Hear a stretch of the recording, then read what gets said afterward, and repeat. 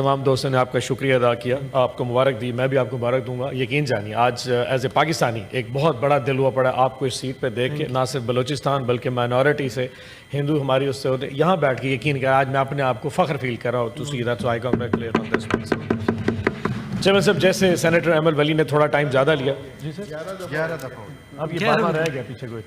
سو chairman صاحب میں ذرا جیسے ایمل ولی صاحب نے ٹائم لیا, نہیں میں اپنا ٹائم لوں گا سر, جی میں تھوڑا سا ڈائیورٹ بھی کروں گا.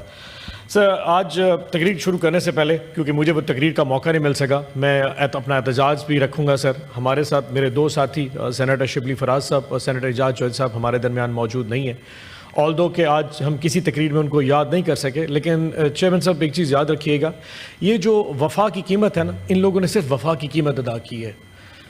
وفا کی قیمت اپنے نظریے کے ساتھ, وفا کی قیمت اپنے لیڈر کے ساتھ, اپنے اخلاق کے ساتھ, اپنے اصولوں کے ساتھ. اور جو اس ملک اور اس جمہوریت نے اس قائد اعظم کی تصویر کے نیچے ایک پیغام دیا ہے کہ جو کوئی اپنے اصولوں سے وفا کرے گا اس کے ساتھ وہی ہوگا جو اعجاز چودھری اور شبلی فراز کے ساتھ ہوا.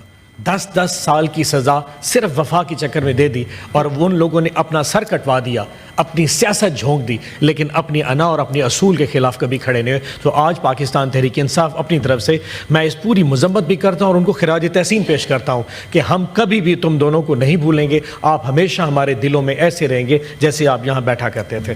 یہ سر نمبر 1. دوسرا سر سینیٹر فلک چترالی نے میری ابھی توجہ دلائی, یوٹیلٹی اسٹور کے یہاں ملازمین آئے بیٹھے ہیں آپ کے توسط سے. فلک پر آپ کریں. نہیں میں سے آخری بات, وہ فلک بولنا نہیں چاہ رہی تھی, وہ کہ جی آپ ریز کر دیجیے. 11,500 ملازمین ہیں. میں صرف اتنا بتا دوں کہ میں ان کو آپ کے توسط سے باور کرا دیتا ہوں کہ ہم نیکسٹ اسٹینڈنگ کمیٹی میں ان لوگوں کے اس ایشو کو اٹھائیں گے اور گورنمنٹ سے ان 11,500 جو ملازمین ہیں جن کو ایک جنبش قلم سے فارغ کر دیا گیا ہے, ان کے ایشوز کو وہاں اٹھا کے گورنمنٹ سے جواب طلب کریں گے کہ آخر ان کو فارغ کرنے پہلے جو ڈیو ڈیلیجنس تھی کیا وہ مکمل کی گئی, نہیں کی گئی, ان کے رائٹس پہ بات کی گئی. تو میں آپ کو احساس دلاتا ہوں, یقین دلاتا ہوں, ہم آپ کا ایشو کو دوبارہ اپنی اسٹینڈنگ کمیٹی میں بھی اٹھائیں گے.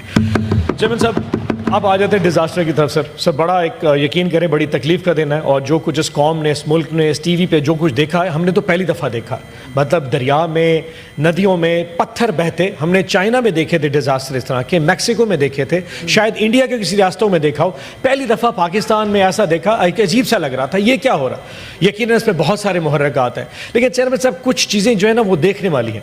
ہمارا یہاں پہ جو این ڈی ایم اے کا رول ہے وہ کسی نے آج تک آئیڈینٹیفائی نہیں کیا. ہماری حکومت میں بھی این ڈی ایم اے کا بڑا رول ہوتا تھا, لیکن آج تک ان سے کوئی سوال نہیں پوچھ چکا ان کے فنڈز کتنے ہیں, کوئی کیسے استعمال کرتا ہے. اب جیسے ایمل ولی صاحب فرما رہے تھے, کیا کسی چیئرمین این ڈی ایم اے کو یہاں بلا کے پوچھ سکتا ہے کہ حضور اربوں کے فنڈز ہیں, جب پوری دنیا ان کو فنڈنگ کرتی ہے تو حکومت کے پاس نہیں جاتے, ان کے پاس چلے جاتے ہیں, کیونکہ یہ واحد ادارہ ہے جو ریلیف کا کام کر رہا ہے. اور ان سے کوئی سوال نہیں پوچھ سکتا کہ جناب بنیر میں یا سوات میں اتنے لوگ اگر آفت میں آ چکے تو آپ کیسے موو کریں گے. وہ صرف ایک پریس کانفرنس کر کے سائٹ پہ ہو جاتے ہیں اور کسی وجہ سے کوئی ان سے سوال نہیں پوچھتا. چیئرمین صاحب آرڈر کریں نا, چیئرمین این ڈی اے کو یہاں بلائیں, اسے کہ جی آپ نے کیا کیا, آفت تو خدا کی طرف سے آ گئی, آپ کا اس میں رول کیا تھا. چیئرمین صاحب آپ کو مزے کی بات بتاؤں, منسٹر صاحب جواب دیں گے. جی منسٹر 2010 میں ابھی تو ہمارے سیلاب کی طرف وہاں پہ سرمد صاحب نے فرمایا جی وہ بوٹیاں لگا دی یا درخت لگا دی بلین ٹرین سونامی میں. 2010 میں اس طرح کا سیلاب آیا تھا. اس وقت چیئرمین صاحب پیپلز پارٹی کی گورنمنٹ تھی, نیشنل گورنمنٹ, یہاں پہ گیلانی صاحب اس وقت وزیر اعظم تھے. اس وقت پاکستان مسلم لیگ نون کی گورنمنٹ پنجاب میں تھی, شہباز شریف صاحب وزیر اعلیٰ تھے. اور اس وقت خیبر پختونخوا میں ایمل ولی صاحب کی پارٹی جو اے این پی پارٹی ہے, امیر حیدر ہوتی صاحب وہاں کے وزیر اعلیٰ تھے. 2010 کا سیلاب آیا تھا. سیلاب آنے سے 15 دن پہلے ساری دنیا کو پتا تھا جولائی اور اگست میں مونسون کی بارشیں ہوتی, سب کو پتا تھا, خاموش رہے. اور 2010 کا سیلاب اچانک جب ہمارے پاس آیا تھا ساؤتھ پنجاب میں, جنوبی پنجاب میں, تو ایک عباس والا بن ہے جی, جو کوٹ ادو تحصیل تھی اس وقت, ضلع مظفر گڑھ تھا, ڈیرہ غازی خان ڈویژن میں, وہ رات کو 12 بجے ٹوٹا. 1150 لوگ شہید ہوئے تھے, 70 لاکھ لوگ اپنی زمینوں سے باہر چلے, اور کئی ہزاروں اور لاکھوں جانور جو ہے نا وہ ڈوب کے مر گئے تھے. لیکن اس وقت یہ تینوں گورنمنٹ جن کا میں نام لیا ہے, کسی نے ان کو مورد الزام نہیں ٹھہرایا کہ 20 دن چیئرمین صاحب 20 دن سے پہلے ان کو پتا تھا کہ یہ آنے والا ہے, کوئی بولا نہیں تھا. آج میں پھر آپ کو باور کرا رہا ہوں, ایک ہفتے 10 دن سے آپ لوگ دیکھ رہے ہیں کہ سیلاب کا پانی آ رہا ہے. سب کو پتا یہ پانی انڈس میں اکٹھا ہوگا, انڈس یہاں سے ڈیرہ اسماعیل خان جائے گا, ڈیرہ اسماعیل خان سے ڈیرہ غازی خان ڈویژن سے ہوتا ہوا سکھر کے راستے سندھ میں داخل ہو جائے گا. میں آج آپ کو باور کرا دیتا ہوں کہ 1 سپتمبر کے قریب یہ جو پانی ہے یہ ہمارے جنوبی پنجاب میں آئے گا. ڈیرہ غازی خان ڈویژن, ڈیرہ غازی خان ڈسٹرکٹ, لیا ڈسٹرکٹ, کوٹدو, مظفر گڑھ, راجن پور, رحیم یار خان, یہ ہمارے 6 اضلاع میں سیلاب آنا ہے. لیکن کیوں پریشانی کسی کو نہیں ہے, کیونکہ وزیر اعظم صاحب چائنا جا رہے ہیں 1 ہفتے 10 دن کے لیے, وزیر اعلیٰ صاحبہ جاپان چلے گئے, پتہ نہیں ان کو جاپان چائنا سے کیا محبت ہو گئی اچانک, اور ان کو اس وقت یہ پتہ نہیں ہے. اور یہی سیلاب جو آپ ٹی وی میں دیکھ رہے ہیں میرے جنوبی پنجاب بھی داخل ہو جائے گا.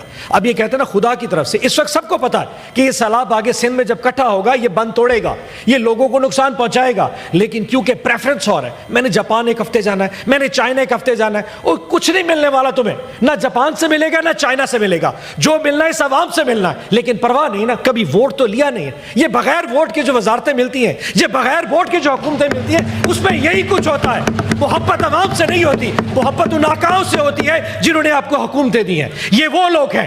سو چیئرمین صاحب, ہم پہ تنقید کرنے والے یہ سوچ لیں کہ جی خیبر پختونخوا کے پاس کون سا پی ڈی ایم ہے, ان کے پاس کون سے ہیلی کاپٹر ہے, ایک ہیلی کاپٹر ویسے گر گیا. چیئرمین صاحب دیکھیں, آپ ہمارے وسائل کی بات کریں, یہ خدائی چیزیں ہیں. این ڈی ایم اے کو بلا کے پوچھیں, ہم پہ تنقید کیے جا رہے ہیں بار بار. مجھے یاد ہے عمران خان صاحب میں 2021 میں بھی سیلاب آیا تھا, چھوٹا سیلاب تھا.